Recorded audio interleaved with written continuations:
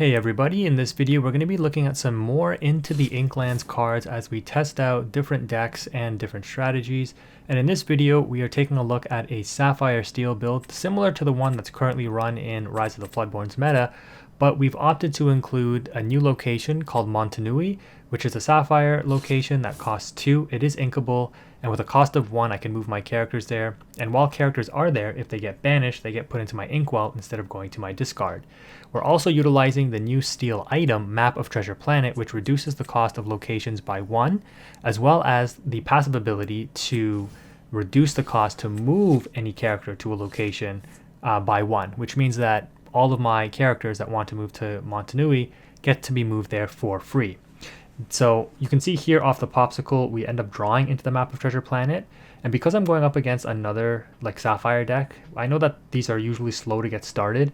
So I'm fine trying to play a little bit more on curve and establish the map instead of worrying about, being anti-aggro or something like that. We do end up drawing the location here.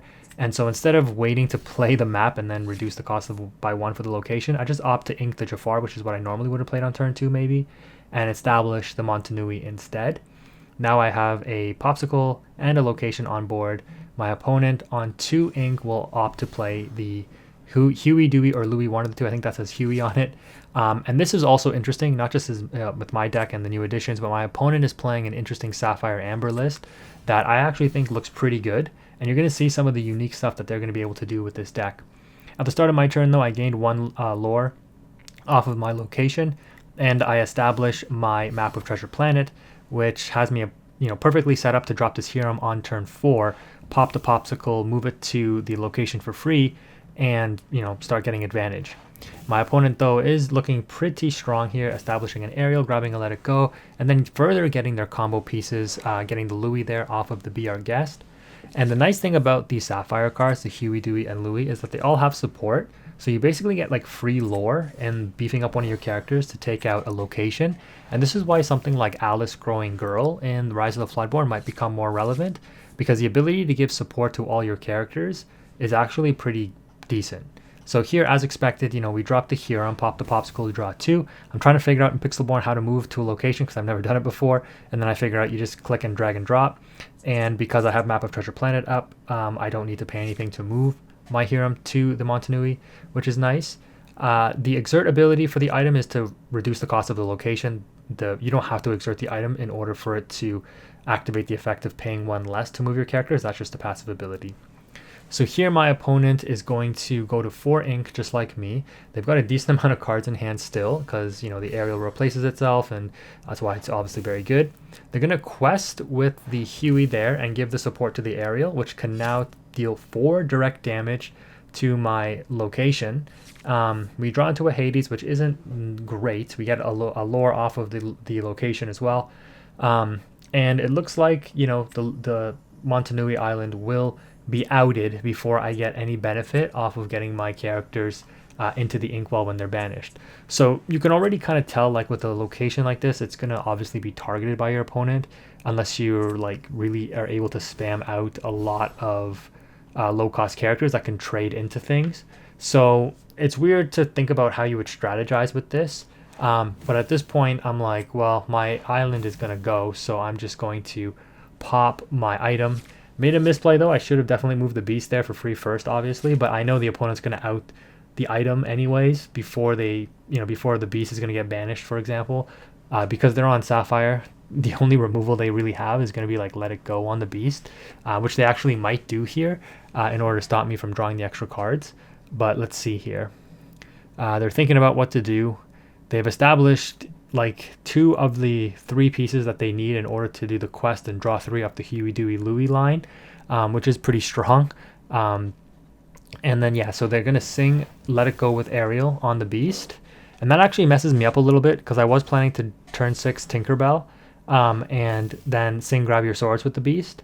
So I knew they had to let it go too, right? Because they grabbed it off the Ariel in the first place. The opponent does set up the Huey, Dewey, Louie and then quests for 1 with the Huey, and then because they have the other 2 in play, they draw 3 cards. So you can see the opponent instantly generated like a ton of advantage, and their board is looking pretty wide. Thankfully, though, we do have to grab your swords. The opponent is going to opt to take out my location, and then pass turn, we draw yet another map. I think in this build I was playing like 3 map and 3 Montunuis. Because again, there's no downside in this deck to playing extra items, because I just banish them with the Hiram and I draw 3. Yes, it is a little bit more expensive to play the map over like other low cost items, but it's totally fine, because if I really need to draw, I could pop the item with the Hiram, and if I don't need the draw necessarily, I can just keep it on field. I'm going to opt to hard cast the grab your swords to stop the draw 3 from my opponent, and then crash my Hiram into the aerial here. And that's unfortunately going to have to be my turn. Just have to play a little bit of damage control, I guess, in this instance. But having 2 damage on each of the other characters here will set up my Tinkerbell. I think one of them has 4 toughness. When I'm doing this commentary, I'm doing it on like a reduced screen in an editor, so I don't have like my full monitor available to see the match. But I don't remember the exact stats. I think one of them is a 2-3 and the other one is a 2-4. The opponent establishes an Ursula's necklace, and I'm like, whoa, this is wild. And they throw down a Cinderella, and I'm like, okay, that is interesting. Thankfully, they can't sing with it this turn to get additional draw off of that Ursula's necklace. But my opponent here is probably thinking, do they want to try to take out my Hiram? You know, because they can beef up their characters with all the support that the Huey, Dewey, Louie provide. But no, they opt to sing. Sing or hard? No, they sung it, right? They sung the 1 jump ahead to get the extra ink. Then they're going to heal up. I think that's, I don't know which one that is, Dewey or Louie, Huey, I don't know. But they keep the other one damaged. So I'm like, okay, top deck and grab your swords here is super interesting. And I also have a Benja. So at this point, I'm not too worried about getting the extra ink. And this is why, you know, locations may or may not be underwhelming, because if I draw Montanui now, it's probably just ink anyways. I'm going to go ahead and drop this Tinkerbell. And then simply just pass turn, since they don't have the Huey on board. That will allow them to draw 3. So even if they played Huey right now, they're not going to be able to quest with it to draw the 3. And I'm not too threatened by them questing for, I think this is like 3 or 4 lore on board. They do hard cast to let it go, and off the Ursula's necklace, draw 1.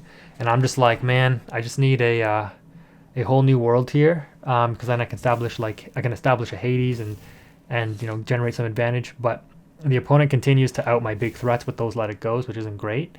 They're going to go ahead of me in the lore count to 7, not even bothering with the support ability.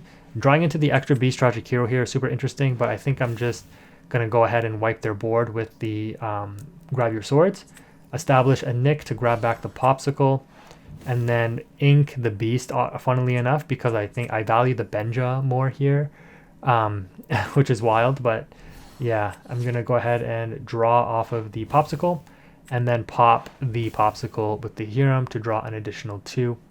So I'm looking pretty strong here now.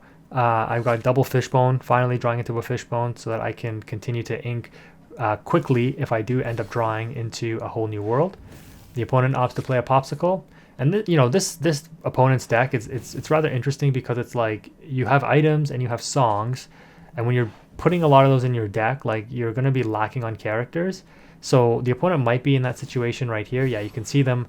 Well, I guess you don't really, like, this is really interesting, right? I guess you don't really need too many characters if you have Dragon Gem with the ramp, because you're just going to constantly get back all your Huey, Deweys, and Louis and just constantly replay them on board, right? Dragon Gem is a card that might become better now with additional support cards coming out, and you can see the opponent using it here, or able to use it here in order to get that advantage. So I'm glad I kept that Benja, because I'm going to out that card so that they cannot regenerate those Huey, Deweys, and Louis, which is free advantage for them, because at this point in the game, the ink on both sides doesn't really matter too much. We have enough ink to play anything we want, multiple things in a turn. But I do aggressively ink to kind of just stay ahead of my opponent, because I want to probably try to cast both the Hades and the Cogsworth, which needs 12 ink next turn. So I'll hopefully draw into an inkable that I do want to ink, and are able to establish both of these, the Hades to out whatever the opponent plays here, and then the Cogsworth as well. So the opponent on 3 cards here, you saw them ink an Eye of the Fates as well, and they play a second Dragon Gem. So they're just like so item heavy. My guess is they may not even have any characters right now. But yeah, they activate the Dragon Gem for 3 in order to grab back a Dewey, I believe. And then they establish an Aerial. which is, you know, good use of your ink here. But yeah, that Dragon Gem is just infinite advantage for them, which is really interesting. We're going to draw into a Popsicle, and I'm like, okay, I don't want to ink that. So I guess I'm not playing the Cogsworth. And then we top deck a whole new world, and I'm like, oh, well, in that case, ink the Cogsworth and drop the Hades, outing the Ariel. And that Dewey that the opponent just brought back is about to be discarded again. And then hopefully we draw into another Vendra, since we do play 4, and sure enough we do. And that's going to be able to out that second Dragon Gem. And I think, oh, don't tell me I play this hero. I definitely, oh, okay. Well, I think I should have definitely played the Benja. But I mean, I guess it doesn't matter, because they're probably not too worried about using Dragon Gem here, since they just got a full grip of 7. They'd rather, you know, the Dragon Gem is meant for when you don't have too many resources left in your hand, and it's just like a free generation of resources. So I guess this makes sense. But yeah, we are way ahead now, and being on Sapphire, Amber, the opponent doesn't really have a card that can deal with this wide board quick enough, and so I think they just end up scooping here. But yeah, it was a really interesting match, and you saw how some of these cards worked for Into the Inklands. Hopefully you enjoyed. Make sure you stay tuned for more gameplay. If you enjoyed this video, let me know. Thank you again for watching. Quantum is out.